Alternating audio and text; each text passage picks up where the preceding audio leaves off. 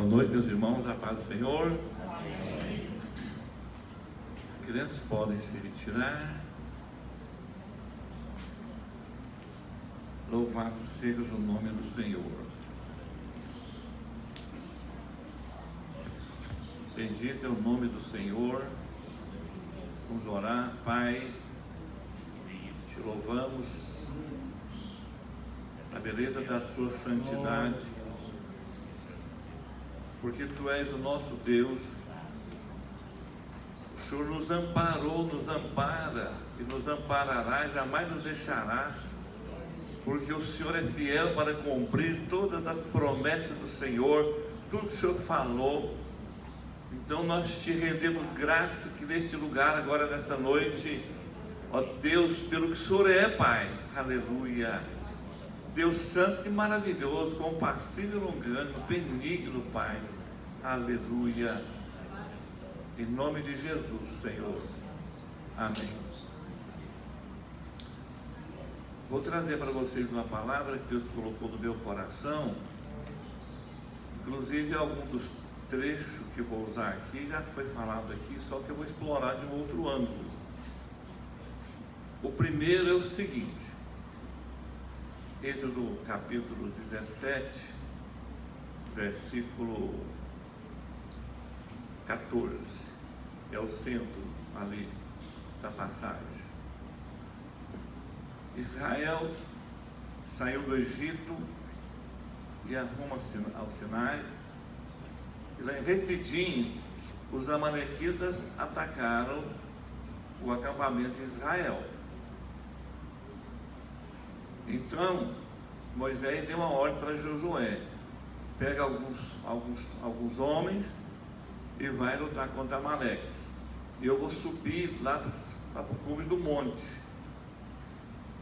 A vara de Deus está comigo. Interessante essa expressão. E Moisés subiu com ele Arão e Hur. Só que nessa batalha uma coisa interessante acontecia. Quando Moisés estava de braços levantados, Israel prevalecia. Quando os braços do e ele abaixava, o Amaleque prevalecia. Então o Arão e o Hur pegaram a pedra, colocaram debaixo dele, ele sentou naquela pedra e os dois seguraram os braços de Moisés até a tarde, e eles venceram os amalequitas. E Deus falou uma coisa muito interessante. Falou para Moisés o seguinte: escreve num livro e fala aos ouvidos de Josué que eu vou riscar o nome de Amaleque debaixo do sol. Aí Moisés fez um altar, fez um sacrifício a Deus, disse: o Senhor é a minha bandeira. Interessante. Por que então que era necessário Moisés estar sempre de mãos para cima? E a gente não vê nesse trecho Deus mandando Moisés lutar contra Amaleque. Foi iniciativa dele, porque os amalequitas atacaram o acampamento de Israel, que tiver que defender. Por que então a severidade de Deus de riscar o nome de Amaleque debaixo do sol? Então a gente fica pensando por quê, né? Mas a gente vai lá para Êxodo capítulo 25, versículo 17 a 20, o Moisés explicando lá para Israel um resumo da lei, das coisas que aconteceram. Eles mostram por quê. Ele fala o seguinte: lembra quando vocês vinham subindo o Egito e Amaleque os atacaram na retaguarda, aqueles que estavam retardados, cansados.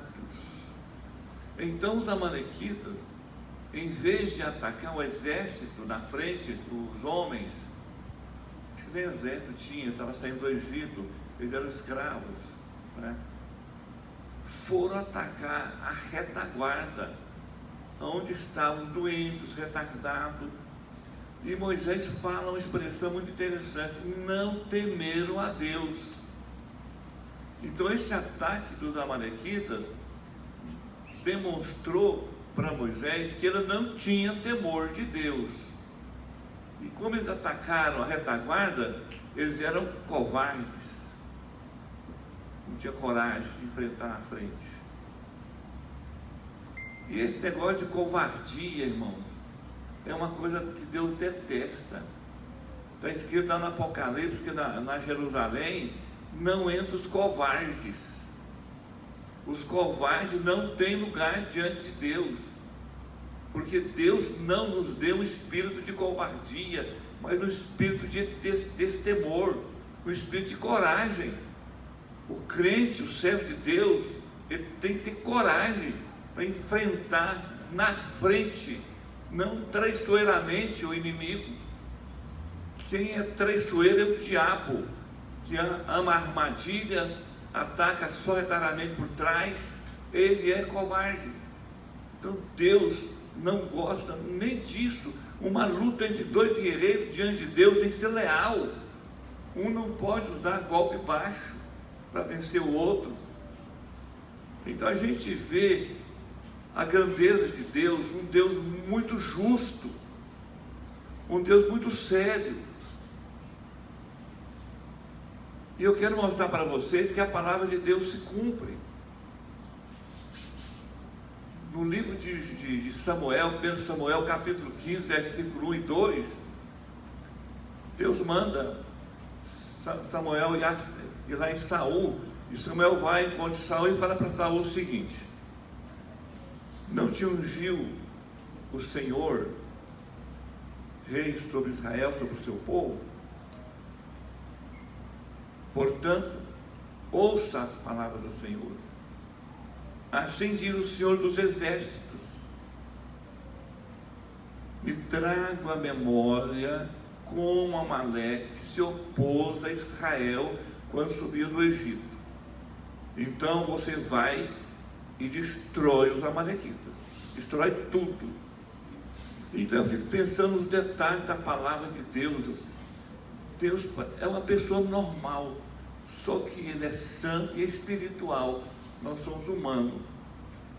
Essa palavra que Ele nos olha, eu me lembrei, eu estou recordando como que Amaleque se opôs, a maneira que ele se opôs a Israel, a maneira covarde. Então agora você vai e destrói. Interessante, né, irmãos? Então se cumpriu a palavra que Deus falou para Moisés. Moisés disse assim para Josué. Deus falou para Moisés: escreve num livro e fala aos ouvidos de Josué que eu vou eliminar Amaleque de debaixo do sol, porque se opôs a Israel. Jesus falou 3 passagens sobre o cumprimento da palavra de Deus, sobre a palavra dele. A primeira é João 10:35, quando ele diz: a escritura não pode falhar. A segunda é Mateus 24:35, quando ele diz: só passarão os céus e a terra, mas as minhas palavras não vão passar. A outra é Mateus 5:18, onde ele disse: até que passe o céu e a terra, não ficará nenhum jota ou tio da escritura que não se cumpra. Então tudo que está escrito se cumprirá do jeito que está escrito. A gente vê neste caso aí o Senhor Deus falando, só que Deus é compassivo, é longânimo. Deus é longânimo. Demorou uns 400 anos para ele cumprir, porque ele é bom, benigno, ele não tem pressa de castigar os outros, mas ele castiga, ele cobra o erro de qualquer pessoa. E o interessante que os amalequitas é descendente de Esaú, Veja o espírito. Esaú vendeu o seu direito de primogenitura por um prato de comida. Esaú desprezou aquilo que era mais sagrado para um filho naquela época, o direito de progenitura. Era como se fosse uma profecia na vida do filho, uma bênção. E ele se tornou inimigo de Jacó, que era seu irmão. Depois fizeram as pazes. Só que Deus formou uma nação no Egito, e os amalequitas foram formados lá na própria terra. Então existe um espírito sobre as nações. Em Esther, no capítulo 3, aparece lá um tal de Amã Agagita. Amã Agagita, descendente de Agag, um amalequita. E esse Amã, ele passa a odiar um judeu chamado Mordecai, o Mardoqueu, e coloca no coração matar Mordecai, e não só ele, mas exterminar com a raça dele. Olha o espírito que vem de longe, espírito de inimizade, espírito de destruição. E a maneira que ele arranjou também é uma maneira ilícita. Ele conseguiu seduzir o rei lá, o Assuero, e comprou e deu uma alta soma de dinheiro a troco de um decreto contra o judeu. E os judeus todos iam morrer. Era para, dentro de toda a província do rei, onde tivesse judeus, era para os povos se juntarem e matar os judeus. Mas Deus é o Deus que defende o seu povo. E Deus defendeu. A Esther estava lá, era para isso. E o interessante é que esse Amã fez uma forca lá no centro da cidadela de Susã para enforcar Mordecai. Só que o plano dele deu para trás. Na manhã que ele ia pedir a cabeça de Mordecai, Deus faz uma coisa impressionante. O rei não dorme. O rei fica acordado a noite inteira e pede para ler os feitos do rei, o que estava escrito nas crônicas. E se achou escrito lá que um tal de Mordecai descobriram uma conspirata de dois eunucos contra a vida dele. E Mordecai denunciou. E o rei verificou que era verdade, então puniu os eunucos e escreveu isso. Mas ficou escrito por lá mesmo. Mas nessa noite, na hora H, como diz o outro, o rei não dorme, porque Deus age no homem. Deus tem o homem nas suas mãos. E quando lê isso para o rei, ele pergunta: o que fizeram para este homem? Nada. Então Deus já põe no coração do rei de mudar a sorte de Mordecai, e ali mudou tudo. Quem morreu foi Amã, e os judeus receberam um outro decreto para resistir.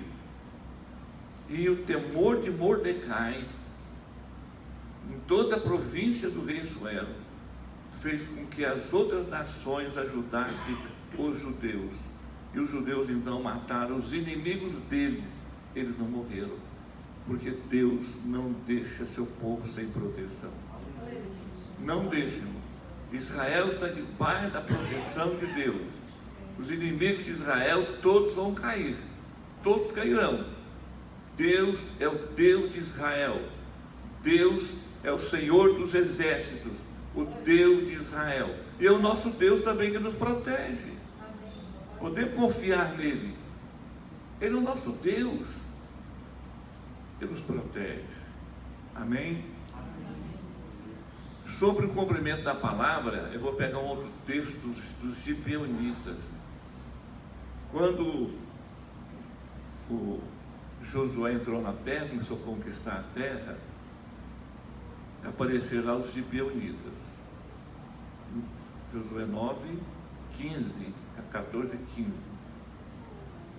está escrito o seguinte: Josué fez um juramento de não eliminar os gibeonitas, e todos os príncipes também juraram.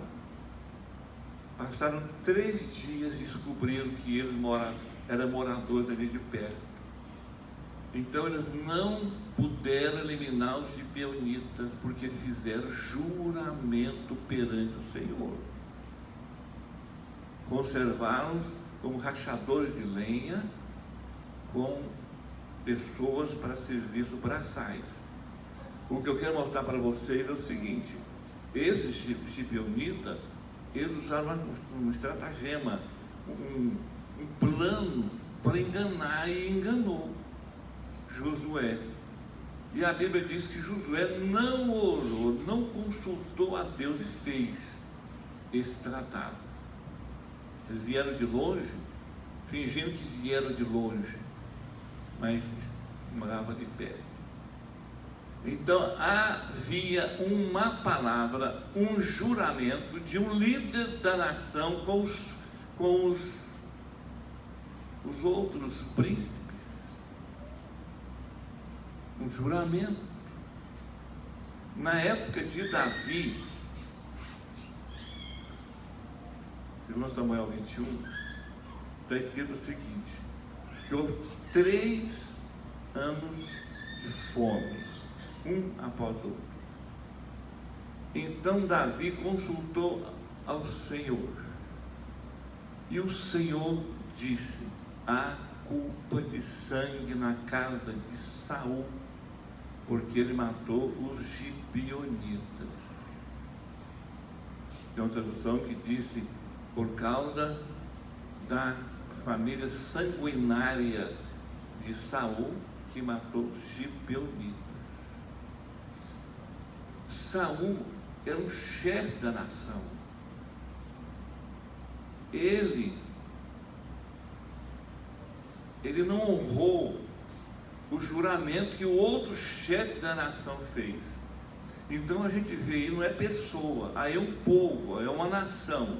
Por isso que o castigo veio sobre a nação. Fome, 3 anos de seca sobre a nação. Então a gente vê assim a maneira como que Deus age, muito interessante. Há juramento da nação que o outro pode quebrar muito tempo depois. Isso aconteceu na época dos juízes, e a quebra do juramento por outro chefe da nação, uns 400 anos depois, trouxe a ira de Deus. Sabe por quê, meu irmão, minha irmã? O Senhor Deus, Ele é muito santo. E quando se empenha uma palavra diante dele, essa palavra tem que ser cumprida e tem que ser preservada.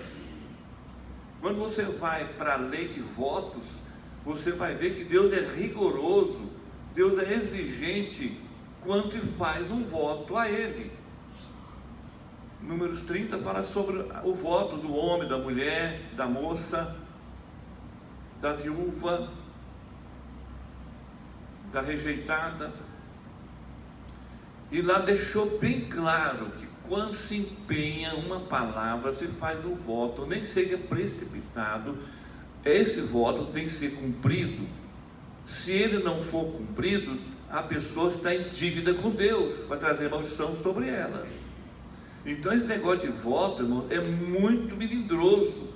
A pessoa fazendo voto à torta, à direito, pois não cumpre o voto. Então eu pergunto: para que fazer voto? Faça a coisa certa sem fazer voto. Para quê? E muitas vezes o voto é pesado. 2 anos sem cortar cabelo, principalmente a mulher. Eu fiz um voto errado. Eu estou cumprindo. Eu fiz quando eu converti, não comer carne de porco. Depois eu vi que eu errei, eu era novo convertido, mas eu fiz o voto precipitado. Mantenho, não como. Perdi alguma coisa, sei lá se perdi. Mas a carne de porco é gostosa, né? Um leitão assado, né? Eu não como, meus meninos comem. Né? Então, Deus não aceita essas coisas. O relacionamento nosso com Deus tem que ser muito sincero. Eu posso brincar com você na hora de brincadeira, mas se eu estiver fazendo um negócio com você, eu tenho que ser sério, e você também. Eu tenho que medir minhas palavras, você também tem que medir, porque nós estamos empenhando palavra, e essa palavra que nós estamos empenhando se torna dívida. Se eu prometi uma coisa para você, eu tenho que cumprir. Você vai exigir de mim. Se você prometeu para mim, você tem que cumprir, eu vou exigir de você. É igual um pai que promete uma bicicleta no fim do ano para o filho e depois nega. Esse pai vai ficando desacreditado diante da criança. Por que prometeu? Para quê? Não vai dar? Não promete, isso é mentira. Não vamos cumprir? Não faça. Não faça volta, irmão. Em nome de Jesus, busca a Deus, faz jejum, ora, chora diante de Deus, mas é difícil, não faz isso não, porque se fizer tem que cumprir e tem que ir até o fim. Então a gente vê, certo? Uma coisa, um juramento sendo quebrado 400 anos depois por outra pessoa, mas o que vale é a função. Josué era o líder, a função. Os príncipes, líder. Saul, o líder, a função, líder de Israel. Davi, líder. E o negócio foi acontecer no dia de Davi.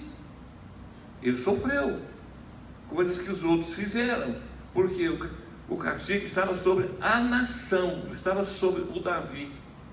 Mas como ele era líder, e o negócio estava sobre a nação, ele sofreu também, vendo a nação dele passando cerca de 3 anos por causa de uma ignorância de uma pessoa, de um líder. Então, o que eu entendo? Deus olha a função. No Brasil, a presidência da República é uma função. Hoje é um, amanhã é outro, mas depois é outro. O que um faz, promete, recai sobre a nação. É a função, não é a pessoa. Eu entendo isso. Amém? Bom, nós estamos falando sobre o cumprimento da palavra de Deus. Vou pegar 2 versículos também, Mateus 27. O primeiro é só um pequeno adendo, né? É quando Judas, cheio de remorso, vai devolver as 30 moedas, chega lá para os principais sacerdotes lá, entrega as moedas, joga lá no chão. Ele disse uma coisa interessante. Ele entregou com as moedas e disse: pequei, eu condenei sangue inocente. O que os principais sacerdotes falou para ele? Que temos nós com isso? Problema seu. Ele desesperou, jogou a moeda lá no templo e saiu para enforcar, cheio de remorso. E no versículo 9, lá fala que Jeremias já tinha falado, escrito no livro dele, que os preços que os filhos de Israel avaliaram o Senhor Jesus foi 30 moedas de prata. Então lá atrás o Espírito Santo já tinha falado que isso ia acontecer. Aconteceu. Tudo que Deus fala acontece. Agora veja o seguinte: o diabo tem essa artimanha. Ele induz a pessoa ao pecado, a pessoa erra e peca, e a pessoa fica aturdiada, e ele fala para a pessoa: o problema é seu, se vira. Você lameou, agora você se vira, ele cai fora, ele é sujo. Por essa razão, a gente tem que vigiar muito para não cair nos laços do diabo. Porque se cair, ele vai fazer isso com você. Foi comigo. O problema é seu agora, se vira. Falou isso para Judas, não suportou isso, jogou as moedas lá no templo e foi enforcar. Cumpriu-se uma palavra de Deus lá no profeta Jeremias, uns 500 anos atrás. Estou redondando o número de tudo aqui, tá? Os detalhes não interessam. Nós estamos trabalhando em cima de fato. Agora, no mesmo capítulo 27, versículo agora 14 e 15, 24 e 25, quando Jesus está perante Pilatos, Pilatos quer soltar Jesus, porque vê que ele não tem culpa e que entregaram Jesus por inveja. Mas quanto mais ele forçava para entregar, mais o tumulto acontecia lá fora.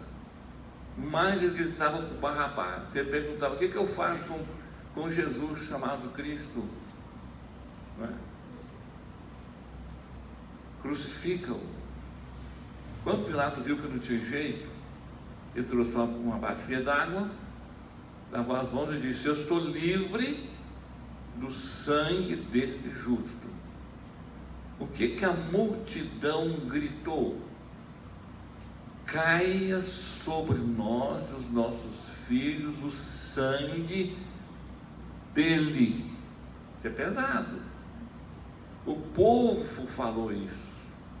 Junto com o povo estava a liderança, que instigou o povo, os principais sacerdotes, as lideranças religiosas, estavam tudo ali, instigando o povo.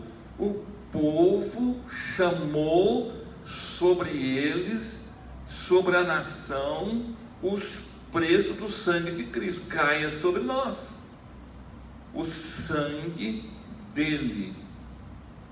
Uma vez eu falei isso aqui para vocês. Caiu 2000 anos depois, Segunda Guerra Mundial. Começou no ano de 49, de 39 foi no ano de até 45, 6 anos. Começou com a invasão da Polônia. E começou a caça dos judeus. 6 milhões de judeus no Holocausto. Caiu sobre a nação. Caiu. Então, irmãos, isso é muito perigoso quando a gente chama sobre nós alguma coisa. O preço do sangue de Cristo é muito alto. Caiu sobre a nação. E eu tenho falado para vocês aqui que o chefe da casa é muito importante na família, porque nele é que está a bênção ou a maldição. Se ele é um homem de Deus, que busca a Deus, a bênção vem sobre a descendência. Mas se ele é um maligno, um mal, sobre a descendência dele, vem o quê? O castigo. Vem sobre a maldição, vem maldição sobre ele. O próprio Deus deixou isso bem claro, que ele visita a iniquidade dos pais, dos filhos, até a 3ª e 4ª geração. E até a 1000ª geração daqueles que o amam, ele visita com misericórdia. Então a gente vê isso aí, muitas vezes, nas coisas atuais. É só prestar um pouquinho de atenção. Os Estados Unidos foi colonizado por puritanos ingleses, crentes que fugiam do pecado, e veio, colonizou os Estados Unidos. É a maior economia do mundo. O dólar é o maior valor em dinheiro do mundo. Todo mundo trabalha em cima de dólar. Lá não tem favela. Tem seus problemas também. É uma nação formada de homens. Mas veja a bênção de Deus na raiz daqueles que colonizaram aquele país. Por que que isso tornou o primeiro país do mundo, a primeira economia? O mundo inteiro o respeita. Isso não veio de graça, não. No fundamento. Uma família que tem um fundamento cristão, ela vai longe. Seus descendentes vão longe. É o fundamento cristão, é a bênção de Deus. Lá a lei vale, aqui não vale. O fundamento aqui foram outros, totalmente diferentes. Por isso que a gente vive hoje um problema que a gente está vivendo aí, certo? Falta de caráter, de honestidade, no meio de toda a sociedade. É a sociedade inteira. A sociedade produz aquilo que é dela. Então, os nossos líderes são produzidos numa sociedade corrupta. Vão dar o quê? A gente já sabe. Então, veja, cumpre a palavra de Deus, cumpre. Para terminar, eu vou falar um pouquinho agora, é rapidinho também, já falei sobre esses versículos aqui, mas eu quero falar um pouquinho mais, porque nós vamos terminar aqui com uma oração. É Daniel capítulo 9, versículo 27, naquela profecia das 70 semanas, que lá fala o seguinte, lá fala que após as 62 semanas, o ungido será tirado, Cristo foi morto, tirado, o povo de um príncipe que há de vir, destruirá a cidade santa e o templo, o santuário. E este príncipe que há de vir, ele fará firme aliança com muitos, por uma semana, 7 anos. Na metade da semana, ele se sentará lá no santuário. Ele vai proibir o sacrifício, a oferta de manjares, e Paulo fala em 2 Tessalonicenses capítulo 2, que ele vai sentar lá ostentando como se fosse o próprio Deus. E interessante que Jesus em Mateus 24, ele cita isso, a partir do versículo 15 e 16. Quando vocês viram o abominável da desolação de que falou o profeta Daniel no lugar santo, fuja. Quem estiver na Judéia, fuja para os montes. Quem estiver no campo, não volte para pegar nada. Quem estiver no eirado, não desça para pegar nada. Foge. Orai para que a vossa fuga não seja no sábado, nem no inverno, ai das grávidas que amamentam naquele dia. Por quê? Haverá uma tribulação tão grande como nunca houve desde que existe céu e terra. E jamais haverá. Se tais dias não fossem abreviados, nem os santos se salvariam, os escolhidos se salvariam. Mas por causa dos escolhidos, esses dias vão ser abreviados. Então Jesus está falando ali de um momento muito difícil que vai vir sobre a terra. E em Mateus 24 ele fala da sua vinda de várias maneiras. Ele fala que 2 estarão no campo, um será tirado, o outro vai ficar, 2 mulheres estarão moendo, uma vai e outra fica. Ele fala que haverá sinal nos céus na vida do Filho do Homem. Então quer dizer, para mostrar para vocês o seguinte, que Jesus usou uma passagem de Daniel, escrito 500 anos atrás. A profecia de Daniel vai cumprir. Jesus é que está mostrando isso para nós. Ele diz, vai acontecer isso. O abominável da desolação vai estar no lugar santo. Nesses dias vai ter uma perseguição muito grande. Então Jesus ali está mostrando que vai acontecer. Então a palavra de Deus, ela se cumpre, irmãos. Ela se cumpre. Temos que crer na palavra de Deus, não crer no que está escrito e obedecer. Obedece. Não arranja um jeitinho de fugir, não. O que está escrito, obedece. Porque é somente obedecendo a palavra de Deus que nós vamos entrar no reino dos céus. Não existe outra maneira de entrar no reino dos céus. Não existe. É através da obediência à palavra de Deus. E Jesus mostra claramente, a Bíblia nos mostra claramente que vai cumprir até um J, até um tio, vai cumprir antes que passe o céu e a terra. Jesus também está dizendo, então essa terra que existe aí hoje, esse céu que existe aí, esse firmamento, não vai existir mais, vai acabar um dia. Então um dia a gente entende que não vai existir mais vida humana na terra, vai acabar, até que passe o céu e a terra, toda a palavra vai cumprir.